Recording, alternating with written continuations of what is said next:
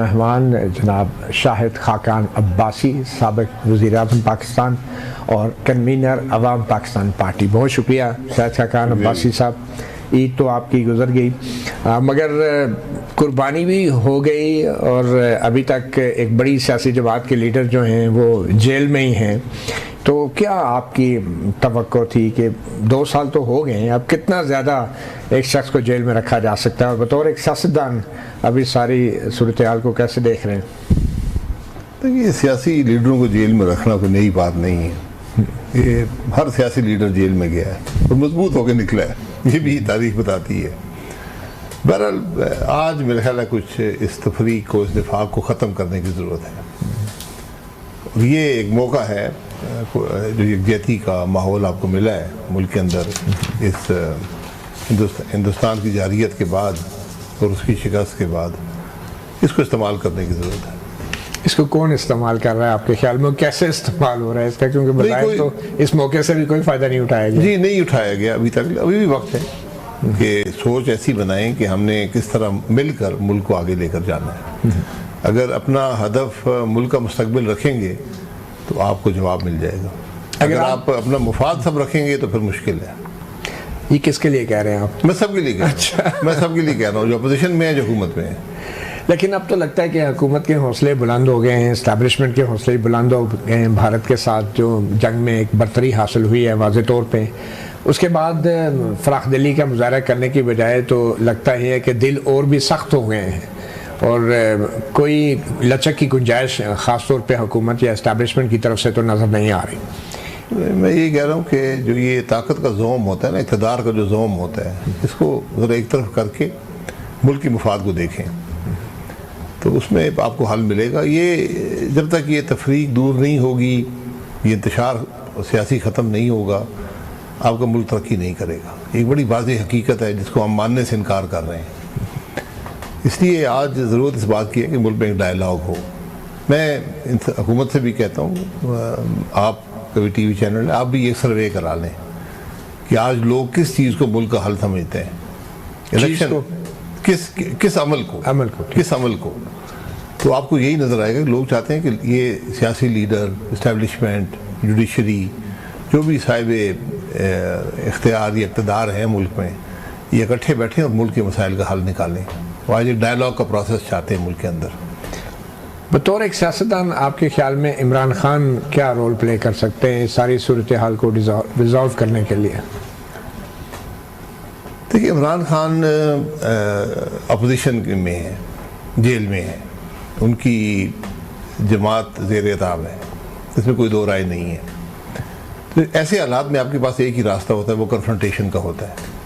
वरना अगर आप कुछ भी वीकनेस दिखाएंगे, उसको आपका हरीफ भी इस्तेमाल करेगा और आपकी जो सपोर्ट बेस भी, क्योंकि वो एक ज़ात की वीकनेस नज़र आनी शुरू हो जाती है।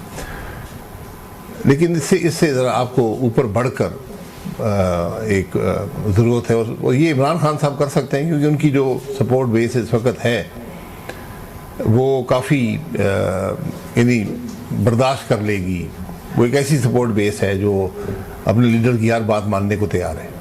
एक बड़ा मुतालबा जो बज़ाहिर अब रिपोर्ट हो रहा है, और बल्कि इमरान खान की जो बहनें हैं उनकी मुलाकात हुई है और उसके बाद मीडिया को ये बताया गया है कि इमरान खान साहब कह रहे हैं कि उन्हें मुतालबा किया जा रहा है उनसे कि 9 मई पे वो माफ़ी मांगे। तो क्या अगर आप इमरान खान साहब की जगह होते और ऐसी सिचुएशन में, तो आप क्या करते वैसे? देखिए, 9 मई को जो हुआ है उसको हमने डॉक्यूमेंट भी नहीं किया सही तरह से, लेकिन ये एक हकीकत है कि अगर मुल्क के लोग ही मुल्क की फौजी तनसीबात पर हमलावर हो जाएं, ये बहुत तशवीशनाक बात है। आपको लगता है ये मुनज़्ज़म काम हुआ है या ये एक रद्द अमल था अवामी? देखिए, यही बात देखने वाली है ना कि रद्द अमल था या मुनज़्ज़म था, इसके अंदर क्या हक़ाइक़ हैं। कई जगह में मुनज़्ज़म बात नज़र आई है। मुनज़्ज़म इस हवाले से कि लोग इकट्ठे होकर वहाँ पर आए हैं उस जगह पर, और उन्होंने पहले से प्लान था कि हम ये करेंगे। ये अब उस मौके पे वहाँ पहुँचकर अगर शायद एहतजाज तशद्दुद वाला ना होता, उनकी सोच जो थी, लेकिन वहाँ मौके पर जब एक पत्थर चल जाए फिर बात चल जाती है। इसलिए ऐसे मामलात में ज़रा जमातों को बड़ी सोच समझ से काम लेना पड़ता है। जो PTI ने नहीं लिया। तो फिर इमरान खान को माफ़ी मांग लेनी चाहिए, जैसा कि अब ज़ाहिर मुतालबा किया जा रहा है। माफ़ी किससे मांगेंगे? माफ़ी हम मुल्क से मांग सकते हैं, भाई अगर मेरी जमात से गलती हुई है तो मैं उसकी माफ़ी मांगता हूँ, ठीक है, कोई ऐसी बात नहीं है। तो इससे ज़्यादा कमज़ोर नहीं पड़ जाएगा एक सियासी लीडर और उनकी सियासी जमात? नहीं, देखिए, अगर एक ऐसा अमल है जिसको अवाम ने भी पसंद नहीं किया, जो कानून भी आपको इजाज़त नहीं देता, जो हमारी रवायत भी नहीं है और जिससे मुल्क कमज़ोर होता है, मैंने कहा ना, ये जब ऐसी इतनी सीरियस बात हो जाए कि अवाम का एक जत्था या एक ग्रुप, ये जो भी है, वो फौजी तनसीबात पर हमलावर हो, और ये हुआ है, इसमें दो राय नहीं है, तो उस पर फिर कोई रास्ता आपको निकालना पड़ेगा। ये रास्ता इमरान खान ने निकालना है या इस्टेब्लिशमेंट ने और शहबाज शरीफ ने भी निकालना है? ये सब ने मिलकर निकालना है। अगर मुल्क में इलेक्शन मुतनाज़ा होता है, इलेक्शन चोरी होता है, तो वो भी एक गैर आइनी अमल है, तो उसके भी हम सबको इतनी हमें माफ़ी मांगनी पड़ेगी कि माफ़ी होगी हम सभी माफी मांग रहे होंगे, शायद आप ना हो रहे हो, तो हम तो यकीनन होंगे। तो आपको भी फिर बहुत सारे मामलात में माफ़ी मांगनी पड़ेगी। जी, मैं वही कह रहा हूँ ना, सारा दिन माफ़ी मांगते रहेंगे। तो इसलिए आप समझते हैं कि माफ़ी का मुतालबा भी ये सिर्फ एक ज़िद ही हो सकता है? देखिए, माफ़ी का मुतालबा कोई नेगोशिएटिंग पॉइंट नहीं होता, ये दिल से आनी चाहिए। मैं अगर आपको ये कहूँ जी तुम माफ़ी मांगो फिर मैं तुमसे बात करूँगा, ये बात मुनासिब नहीं होती। नेगोशिएटिंग पॉइंट क्या होने चाहिए पब्लिक इंटरेस्ट में? नेगोशिएटिंग पॉइंट आज ये होने चाहिए कि हम एक टेबल पर बैठें और मुल्क के मसाइल का हल कलेक्टिवली करें। मसलन इलेक्शन के ऊपर क्या बात, जो भी है वहाँ बैठ के बात करें ना। आपके ज़हन में कोई इलेक्शन का आपके पास कोई हल नहीं है, आपका हल रूल ऑफ लॉ में है, कानून की हुक्मरानी में है। अच्छा, जिस दिन मुल्क का निज़ाम आइन के मुताबिक चलेगा आपका मामला दुरुस्त होगा। लेकिन कोई हुकूमत आएगी मैंडेट वाली, तो तब चलेगा ना सर। मैंडेट वाली मौजूदा हुकूमत मैंडेट की मिला है उसको? नहीं, मैंडेट तो नहीं, पिछली के पास था, वो भी नहीं था।